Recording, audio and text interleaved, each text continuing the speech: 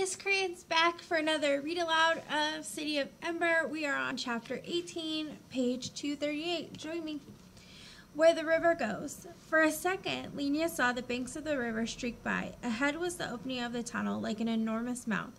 They plunged into it and left the light of the pipeworks behind. In complete darkness, the boat pitched and rolled, and Lenia, in the bottom of it, banged from side to side, gripping Poppy with one arm and grabbing with the other hand for anything to hold on to. Dune slid into her, and she slid into the boxes. Poppy was shrieking wildly. "Dune!" Lenia shouted, and he shouted back, "Hold on, hold on." But she kept losing her grip on the edge of the boat and being flung sideways. And she was terrified that Poppy would slam into the metal bench or be torn from her arms and tossed into the river. The boat hit something and shuddered, then raced on. It felt like being swallowed, this rushing through the dark, with the river roaring like 1,000 voices. Lenia's legs were tangled with Dune's, and Poppy's arms were so tight around her neck that she could hardly breathe. But it was the dark that was most terrible, going so fast into the dark. She closed her eyes. If they were going to smash into a wall or plunge into a bottomless hole, there was nothing she could do about it. All she could do was hold tight to Poppy. She did that for what seemed a long time, and then at last the current slowed, and the boat stopped thrashing about so wildly. Lenia managed to sit up, and she felt Dune moving too. Poppy's shrieks turned to whimpers. The darkness was still complete, but Lenia sensed space above and around her. Where were they? She had to see. "Dune," she said, "are you all right? Can you find us a candle?"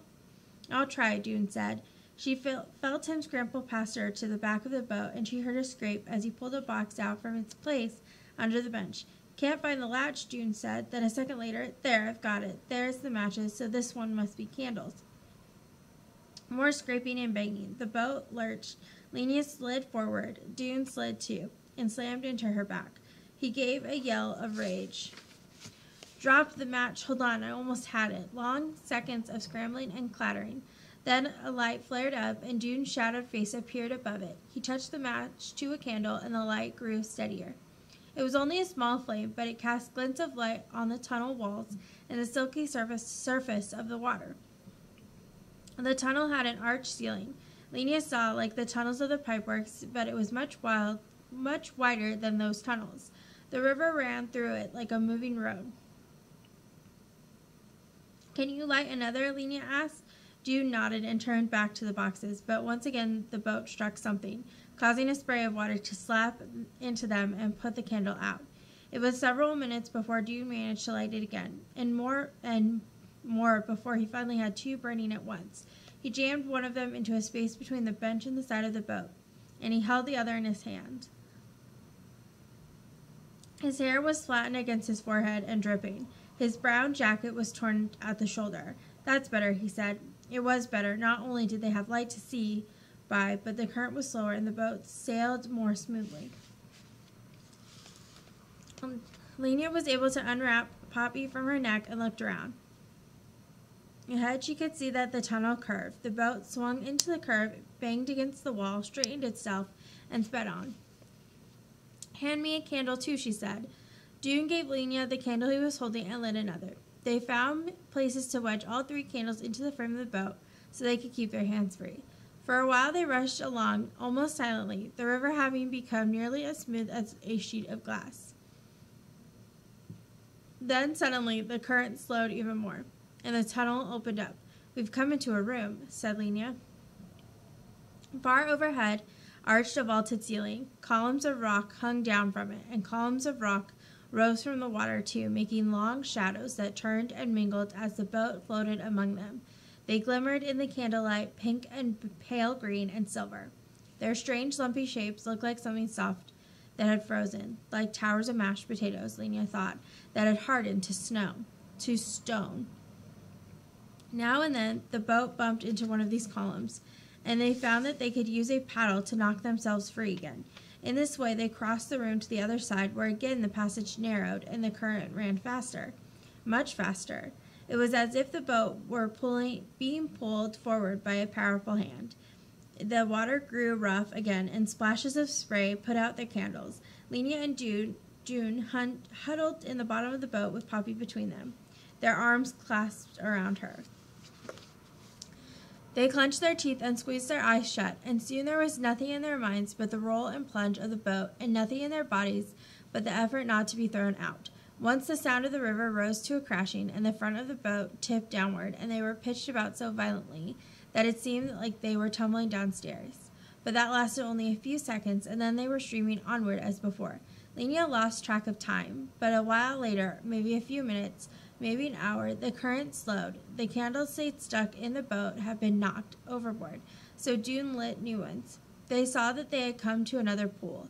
There were no lumpy columns of rock here. Nothing interrupted the wide, flat surface of the water, which stretched out before them in the flickering light from their candles. The ceiling was smooth and only about 10 feet above their heads. The boat drifted as if it had lost its sense of direction. Using a paddle to poke against the walls, Dune guided the boat around the edge of the pool. "I don't see where the river goes on," said Dune. "Do you?" "No," said Lenia, "unless it's there where it flows into that little gap." She pointed to a crack in the wall, only a few inches wide. "But the boat can't go there." "No, it's much too small." He pulled the boat forward. Their shadows moved with them along the wall. "Want to go home?" said Poppy. "We're almost there," Lenia told her. "We certainly can't go back the way we came," said Dune. "No." Lenia dipped a hand in the water. It was so cold it sent an ache up her arm.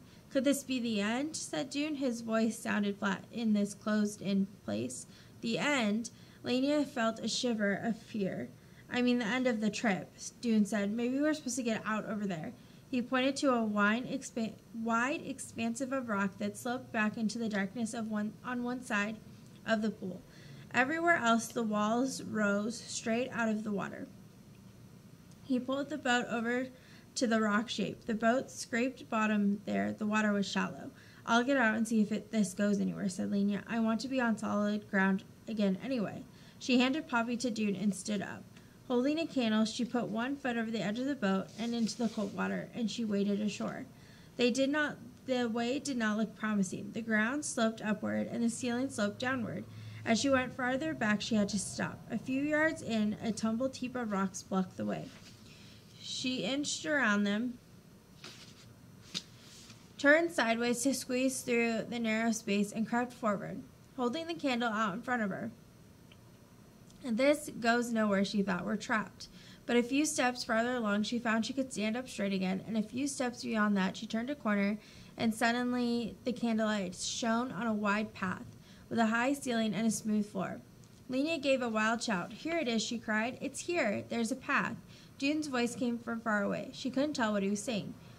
She made her way back toward the boat, and when it came in sight, she yelled again, "I found a path, a path." June scrambled out and waded ashore, carrying Poppy. He set her down, and then he and Lenia took hold of the boat and halted as far as they could up the slope of the rock.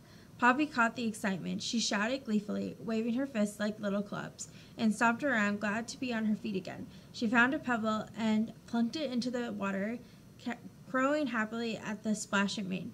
"I want to see the path," said Dune. "Go up that way," Lenia told him, "and around the pile of rocks. I'll stay here and take things out of the boat." Dune went, taking another candle from the box in the boat. Lenia sat Poppy down in a kind of nook formed by a roundish boulder and a hollow in the wall. "Don't move from here," she said. Then she pulled Dune's bundle from under the seat of the boat. It was damp, but not soaked.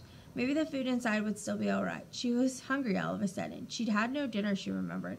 It must be the middle of the night by now, or maybe even morning again. She carried Dune's bundle ashore, along with the boxes of candles and matches, and as she set them down, Dune came back. His eyes were glowing, the reflection of a tiny flame dancing in each one. "That's it for sure," he said. "We've made it." Then his eyes shifted. "What's Poppy got?" he said. Lenia whipped around. In Poppy's hands was something dark and rectangular. It wasn't a stone. It was more like a packet of some kind. She was plucking and pulling on it. She lifted it to her mouth as if to tear it with her feet, and Lenia jumped to her feet. "Stop!" she shouted. Poppy, startled, dropped the packet and began to cry. "It's all right, never mind," Lenia said, retrieving what Poppy had been about to chew on. "Come and have some dinner now." "Hush, we're going to have dinner. I'm sure you're hungry." In the light of Dune's candle, with Poppy squirming on Lenia's lap, they examined Poppy's find. The packet was wrapped in slippery greenish material and bound up with a strap. It wasn't wrapped very well. It looked as if someone had bundled it up quickly. The material was loose and blotched with whitish mold. Lenia edged the strap off carefully. It was partly rotten. On the end of it was a small square buckle covered with rust. She folded back the wrapping. June took a sharp breath.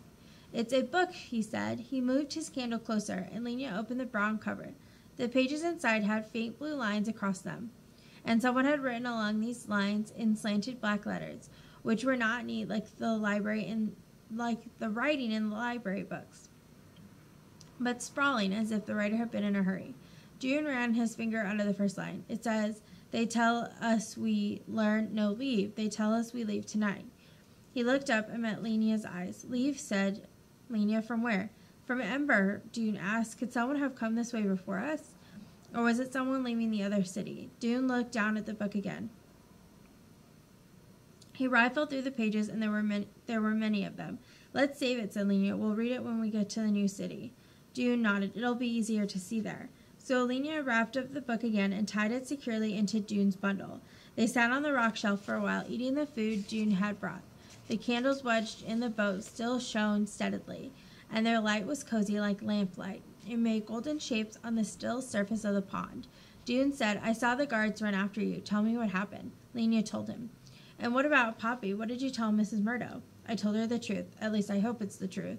I caught up with her on the way home from the singing. She'd seen the poster. She was terrified. But before she could ask questions, I just said she must give Poppy to me. I said I was taking her to safety." Because that's what I suddenly realized on the roof of the gathering hall, June. I'd been thinking before that I had to leave Poppy because she'd be safe with Mrs. Murdo. But when the lights went out, I suddenly knew there is no safety in Ember. Not for long. Not for anyone. I couldn't leave her behind. Whatever happens to us now, it's better than what's going to happen there. "And did you explain all that to Mrs. Murdo?" "No, I was in a terrible hurry to get to the pipeworks and meet you. And I knew I had to go while there were still crowds in the street. And so it would be harder for the guards to see me. I just said I was taking Poppy to safety. Mrs. Murdo handed her over, but she sort of sputtered, 'Where and why?' And I said, 'You'll know in a few days. It's all right.' And then I ran." "So you gave her the note then," said June. "The one meant for Clary." "Oh," Lenia stared at him stricken. "The message to Clary." She put her hand in her pocket and pulled out the crumbled piece of paper. "I forgot all about it. All I was thinking of was getting Poppy and getting to you, so no one knows about the room full of boats." Lenia just shook her head, her eyes wide. "How will we get back to tell them?" "We can't." "June," said Lenia, "if we told people right away, even just a few people, if we hadn't decided to be grand and announced it at the singing." "I know," said June, "but we didn't. That's all. We didn't tell, and now no one knows." "I did leave a message for my father, though. He told Lenia about pinning his last-minute message to the kiosk in Silverton Square. I said we'd found the way out, and that it was the pipeworks. But that's not much help. Clary had seen the instructions," Lenia said. "She knows there's an egress. She might find it, or she might not. There was nothing to be done about it, and so they put the supplies back into June's pillowcase and got ready to go. Lenia used June's rope to make a leash for Poppy. She tied one end around Poppy's waist and the others around her own. She filled her pockets with packs and matches, and June put all the remaining candles in his sack, in case they arrived in the new city at night. He filled his bottle with river water, lit a candle for himself and one for Lenia, and thus equipped, they left the boat behind and crept up the rocky shelf to the path. And that is the end of chapter 18. Guys, we have 2 chapters left, and then we'll finish this book. I hope that you are waiting for what's going to happen. I sure am. I can't wait to see what's going to happen. So I hope you enjoyed this read aloud, and you come back for the next one. And I will see you in the next one. Bye, guys.